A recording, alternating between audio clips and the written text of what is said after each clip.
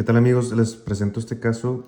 Es un caso de desgaste moderado, generalizado. Lo vamos a reconstruir, vamos a hacer un aumento de la dimensión vertical y todo lo vamos a reconstruir con resina. En las zonas de dentina, perdón, vamos a usar resina Everex, es resina reforzada con fibras. Y para poder realizar esta técnica mandamos a hacer un encerado.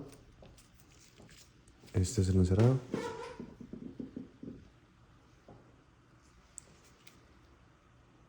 Y sobre esto hicimos una llave con silicona transparente, obviamente, para poder dejar que pase la luz.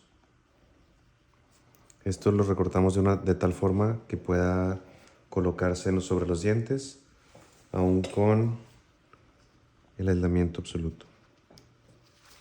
Mira, graba ahí. Así que puedes acercarte más.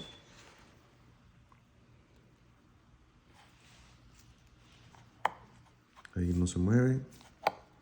Esto ahorita vamos a indexar la resina, una por una, hasta reconstruir todo el cuadrante.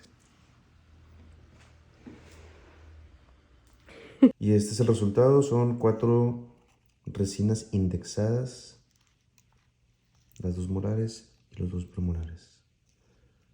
Utilicé resina Biofunction.